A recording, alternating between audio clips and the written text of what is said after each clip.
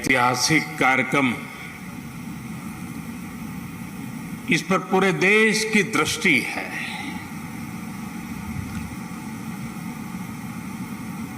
सभी देशवासी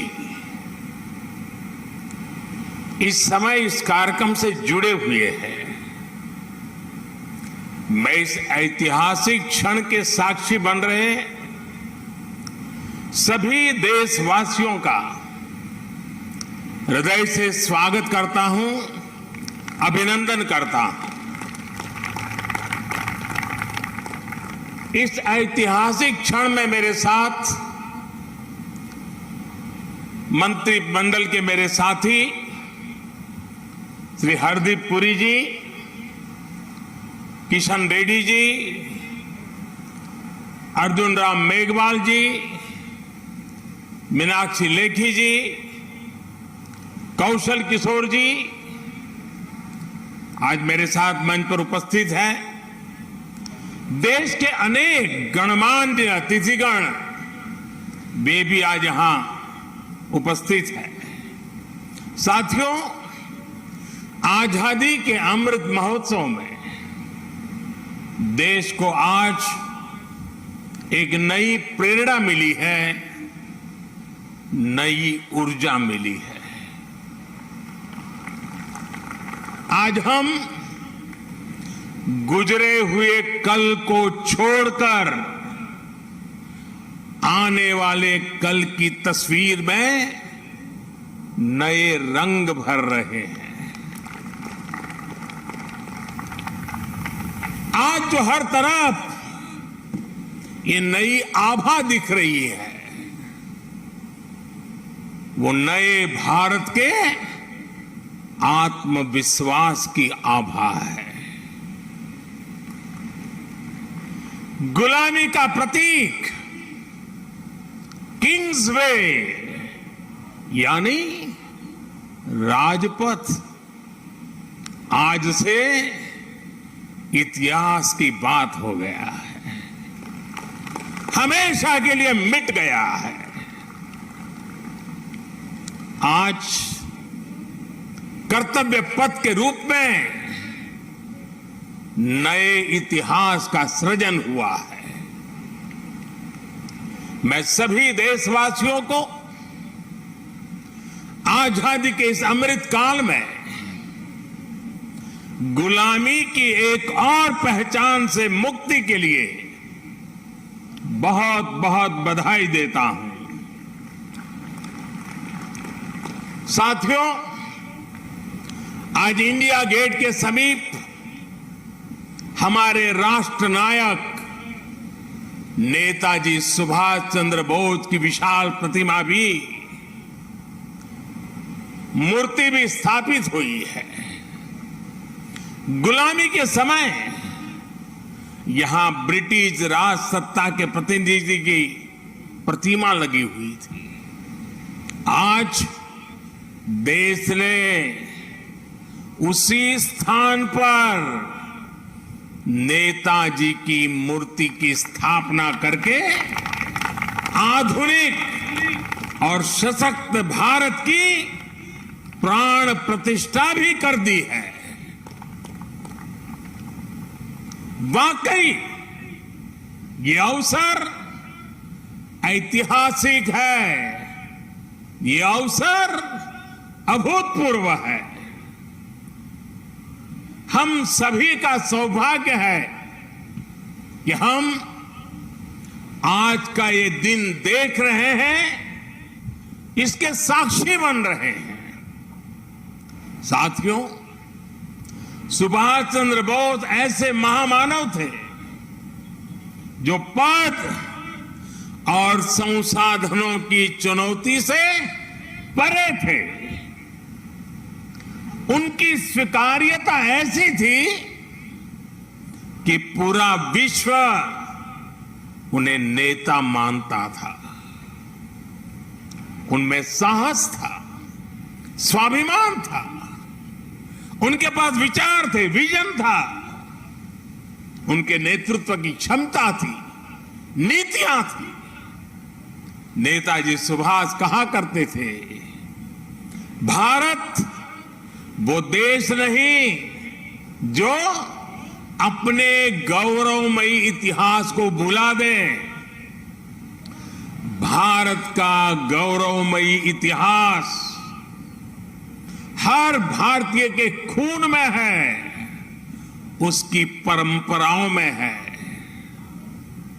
नेताजी सुभाष भारत की विरासत पर गर्व करते थे और भारत को जल्द से जल्द आधुनिक भी बनाना चाहते थे। अगर आजादी के बाद हमारा भारत सुभाष बाबू की राह पर चला होता तो आज देश कितनी ऊंचाइयों पर होता। लेकिन दुर्भाग्य से आजादी के बाद हमारे इस महान नायक को भुला दिया गया। उनके विचारों को, उनसे जुड़े प्रतीकों तक को नजरअंदाज कर दिया गया। सुभाष बाबू के 125वें जयंती वर्ष के आयोजन के अवसर पर मुझे कोलकाता में उनके घर जाने का सौभाग्य मिला था। नेताजी से जुड़े स्थान पर उनकी जो अनंत ऊर्जा थी, मैंने उसे महसूस किया। आज देश का प्रयास है कि नेताजी की वो ऊर्जा देश का पथ प्रदर्शन करे। कर्तव्य पथ पर नेताजी की प्रतिभा इसका माध्यम बनेगी। देश की नीतियों और निर्णयों में सुभाष बाबू की छाप रहे, ये प्रतिमा इसके लिए प्रेरणा स्रोत बनेगी। भाइयों और बहनों, पिछले 8 वर्षों में हमने एक के बाद एक ऐसे कितने ही निर्णय लिए हैं जिन पर नेताजी के आदर्शों और सपनों की छाप है। नेताजी सुभाष अखंड भारत के पहले प्रधान थे जिन्होंने 1947 से भी पहले अंडमान को आजाद कराकर तिरंगा फहराया था। उस वक्त उन्होंने कल्पना की थी कि लाल किले पर तिरंगा फहराने की क्या अनुभूति होगी। इस अनुभूति का साक्षात्कार मैंने स्वयं किया जब मुझे आजाद हिंद सरकार के 75 वर्ष होने पर लाल किले पर तिरंगा फहराने का सौभाग्य मिला। हमारी ही सरकार के प्रयास से लाल किले में नेताजी और आजाद हिंद फौज से जुड़ा म्यूजियम भी बनाया गया है। साथियों, मैं वो दिन भूल नहीं सकता जब 2019 में गणतंत्र दिवस की परेड में आजाद हिंद फौज के सिपाहियों ने भी हिस्सा लिया था। इस सम्मान का उन्हें दशकों से इंतजार था। अंडमान में जिस स्थान पर नेताजी ने तिरंगा फहराया था, मुझे वहां भी जाना था। जाने का अवसर मिला, तिरंगा फहराने का सौभाग्य मिला। वो क्षण हर देशवासी के लिए गर्व का क्षण था। भाई और बहनों, अंडमान के वो द्वीप जिसे नेताजी ने सबसे पहले आजादी दिलाई थी, वो भी कुछ समय पहले तक गुलामी की निशानियों को ढोने के लिए मजबूर थे। आजाद भारत में भी उन द्वीपों के नाम अंग्रेजी शासकों के नाम पर थे। हमने गुलामी की उन निशानियों को मिटाकर इन द्वीपों को नेताजी सुभाष से जोड़कर भारतीय नाम दिए, भारतीय पहचान दी। साथियों, आजादी के 75 वर्ष पूरे होने पर देश ने अपने लिए पंच प्राणों का विजन रखा है। इन पंच प्राणों में विकास के बड़े लक्ष्यों का संकल्प है, कर्तव्यों की प्रेरणा है, इसमें गुलामी की मानसिकता के त्याग का आह्वान है, अपनी विरासत पर गर्व का बोध है। आज भारत के आदर्श अपने हैं, आयाम अपने हैं, आज भारत के संकल्प अपने हैं, लक्ष्य अपने हैं। आज हमारे पथ अपने हैं, हमारे प्रतीक अपने हैं। और साथियों, आज अगर राजपथ का अस्तित्व समाप्त होकर कर्तव्य पथ बना है, आज अगर जॉर्ज पंचम की मूर्ति के निशान को हटाकर नेताजी की मूर्ति लगी है, तो ये गुलामी की मानसिकता के परित्याग का पहला उदाहरण नहीं है। ये न शुरुआत है न अंत है। ये मन और मानस की आजादी का लक्ष्य हासिल करने तक निरंतर चलने वाली संकल्प यात्रा है।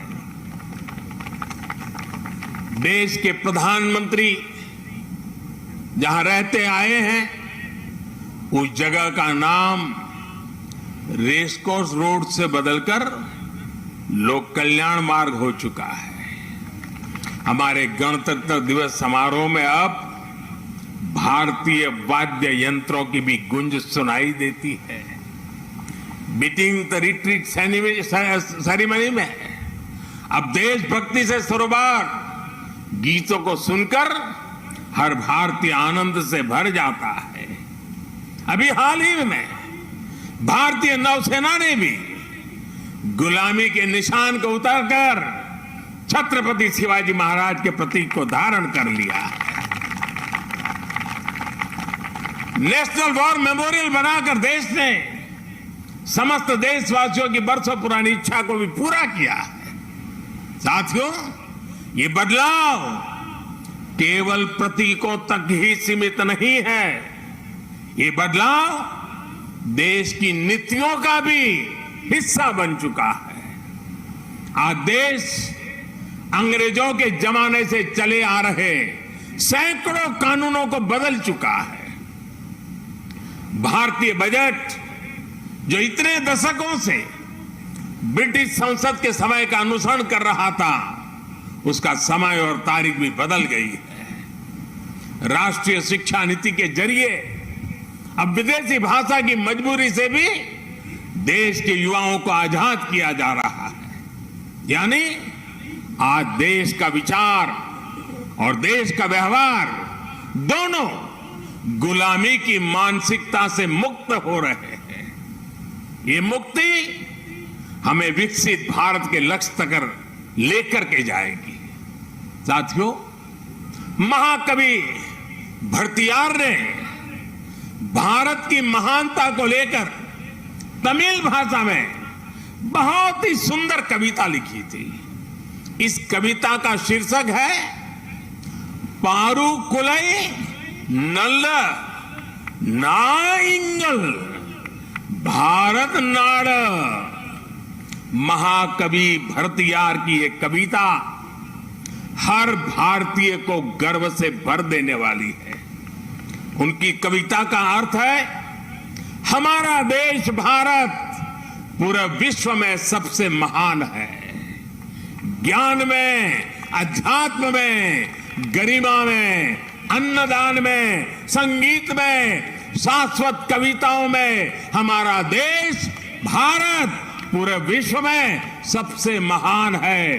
वीरता में, सेनाओं के शौर्य में, करुणा में, दूसरों की सेवा में, जीवन के सत्य को खोजने में, वैज्ञानिक अनुसंधान में हमारा देश भारत पूरे विश्व में सबसे महान है।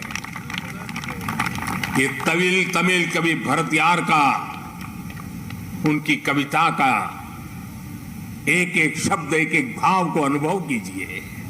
साथियों, गुलामी के उस कालखंड में ये पूरे विश्व को भारत की हुंकार थी। ये हमारे स्वतंत्र सेनानियों का आह्वान था।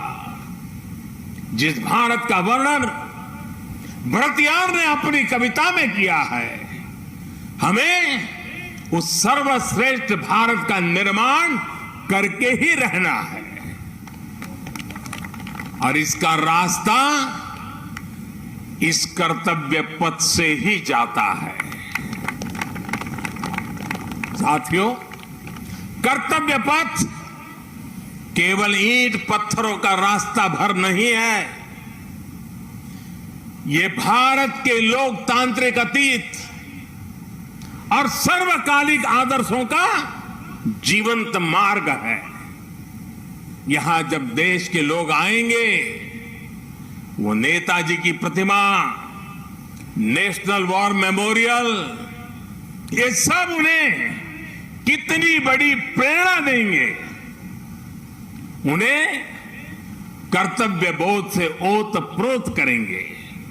इसी स्थान पर देश की सरकार काम कर रही है।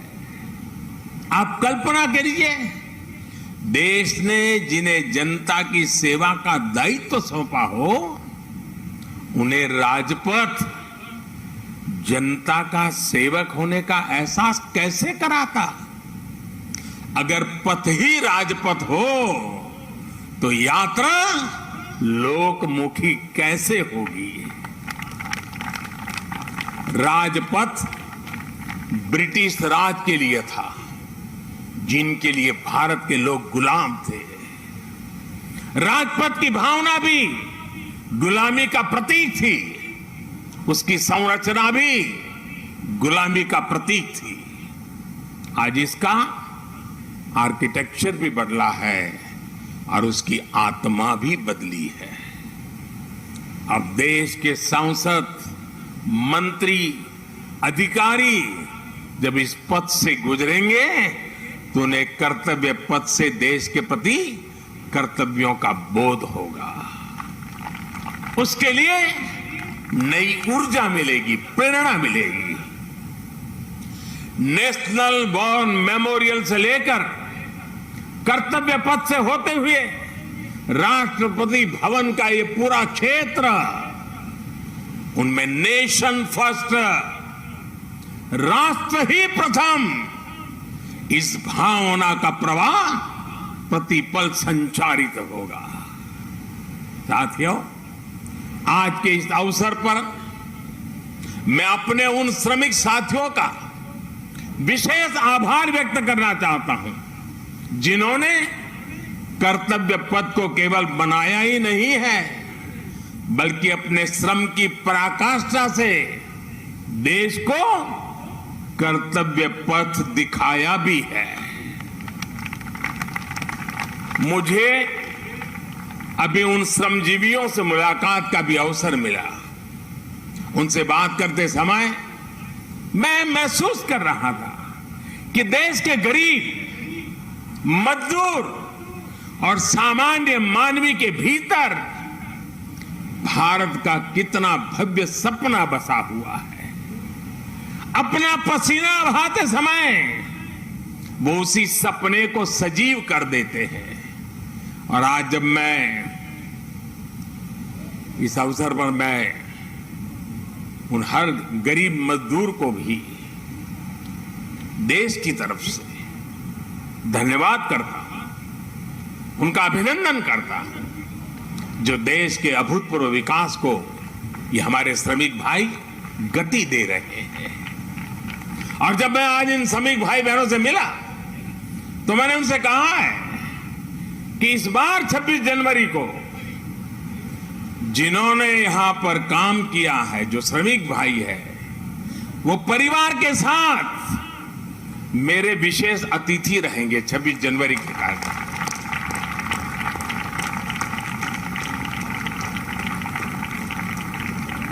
मुझे संतोष है कि नए भारत में आज श्रम और श्रमजीवियों के सम्मान की एक संस्कृति बन रही है, एक परंपरा पुनर्जीवित हो रही है। और साथियों, जब नीतियों में संवेदनशीलता आती है तो निर्णय भी उतने ही संवेदनशील होते चले जाते हैं। इसलिए देश अब अपनी श्रम शक्ति पर गर्व कर रहा है। श्रमेव जयते आज देश का मंत्र बन रहा है। इसलिए जब बनारस में, काशी में विश्वनाथ धाम के लोकार्पण का अलौकिक अवसर होता है तो श्रमजीवियों के सम्मान में भी पुष्प वर्षा होती है। जब प्रयागराज कुंभ का पवित्र पर्व होता है तो श्रमिक स्वच्छता कर्मियों का आभार व्यक्त किया जाता है। अभी कुछ दिन पहले ही देश को स्वदेशी विमान वाहक युद्धपोत आईएनएस विक्रांत मिला है। मुझे तब भी आईएनएस विक्रांत के निर्माण में दिन रात काम करने वाले श्रमिक भाई बहनों और उनके परिवारों से मिलने का अवसर मिला था। मैंने उनसे मिलकर उनका आभार व्यक्त किया। श्रम के सम्मान की परंपरा देश के संस्कारों का अमिट हिस्सा बन रही है। आपको जानकर अच्छा लगेगा कि नई संसद के निर्माण के बाद उसमें काम करने वाले श्रमिकों को भी एक विशेष गैलरी में स्थान दिया जाएगा। ये गैलरी आने वाली पीढ़ियों को भी ये याद दिलाएगी कि लोकतंत्र की नींव में एक और संविधान है तो दूसरी ओर श्रमिकों का योगदान भी है। यही प्रेरणा हर एक देशवासी को एक कर्तव्य पथ भी देगा। यही प्रेरणा श्रम से सफलता का मार्ग प्रशस्त करेगी। साथियों, हमारे व्यवहार में, हमारे संसाधनों में, हमारे साधनों में, हमारे इंफ्रास्ट्रक्चर में आधुनिकता का इस अमृतकाल का प्रमुख लक्ष्य है। और साथियों, जब हम इंफ्रास्ट्रक्चर की बात करते हैं तो अधिकतर लोगों के मन में पहली तस्वीर सड़कों या फ्लाईओवर की हो जाती है। लेकिन आधुनिक होते भारत में इंफ्रास्ट्रक्चर का विस्तार उससे भी बहुत बड़ा है, उसके बहुत पहलू है। आज Bharat social infrastructure, transport infrastructure, digital infrastructure के साथ ही कल्चरल इंफ्रास्ट्रक्चर पर भी उतनी ही तेजी से काम कर रहा है। मैं आपको सोशल इंफ्रास्ट्रक्चर का उदाहरण देता हूं। आज देश में एम्स की संख्या पहले के मुकाबले 3 गुना हो चुकी है। मेडिकल कॉलेजों की संख्या में भी 50% की वृद्धि हुई है। ये दिखाता है कि भारत आज अपने नागरिकों के स्वास्थ्य को बेहतर बनाने के लिए, उन्हें मेडिकल की आधुनिक सुविधाएं पहुंचाने के लिए किस तरह काम कर रहा है। आज देश में नई आईआईटीज, ट्रिपल आईटी, वैज्ञानिक संस्थाओं का आधुनिक नेटवर्क लगातार विस्तार किया जा रहा है, तैयार किया जा रहा है। बीते 3 वर्षों में 6.5 करोड़ से ज्यादा ग्रामीण घरों को पाइप से पानी की सप्लाई सुनिश्चित की गई है। आज देश के हर जिले में 75 अमृत सरोवर बनाने का महाअभियान भी चल रहा है। भारत का ये सोशल इंफ्रास्ट्रक्चर सामाजिक न्याय को और समृद्ध कर रहा है। साथियों, ट्रांसपोर्ट इंफ्रास्ट्रक्चर के विकास पर आज भारत जितना काम कर रहा है उतना पहले कभी नहीं हुआ। आज एक तरफ देश भर में ग्रामीण सड़कों का निर्माण हो रहा है तो वही रिकॉर्ड संख्या में आधुनिक एक्सप्रेसवे बनाए जा रहे हैं। आज देश में तेजी से रेलवे का इलेक्ट्रिफिकेशन हो रहा है तो उतने ही तेजी से अलग अलग शहरों में मेट्रो का भी विस्तार हो रहा है। आज देश में अनेकों नए एयरपोर्ट बनाए जा रहे हैं तो मोटरवे की संख्या में भी अभूतपूर्व वृद्धि की जा रही है। डिजिटल इंफ्रास्ट्रक्चर के निर्माण में तो भारत आज पूरे विश्व के अग्रणी देशों में अपनी जगह बना चुका है। 1.5 लाख से ज्यादा पंचायतों तक ऑप्टिकल फाइबर पहुंचाना हो, डिजिटल पेमेंट के नए रिकॉर्ड हो, भारत की डिजिटल प्रगति की चर्चा पूरी दुनिया में हो रही है। भाई और बहनों, इंफ्रास्ट्रक्चर के इन कार्यों के बीच भारत में कल्चरल इंफ्रास्ट्रक्चर पर जो काम किया गया है उसकी उतनी चर्चा नहीं हो पाई है। प्रसाद स्कीम के तहत देश के अनेकों तीर्थ स्थलों का पुनरुद्धार किया जा रहा है।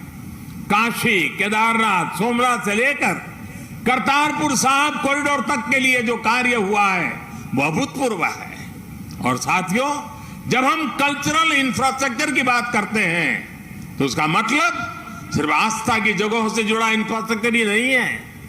इंफ्रास्ट्रक्चर जो हमारे इतिहास से जुड़ा हुआ हो, जो हमारे राष्ट्र नायक और राष्ट्र नायिकाओं से जुड़ा हुआ हो, जो हमारी विरासत से जुड़ा हो, उसका भी उतना ही तत्परता से निर्माण किया जा रहा है।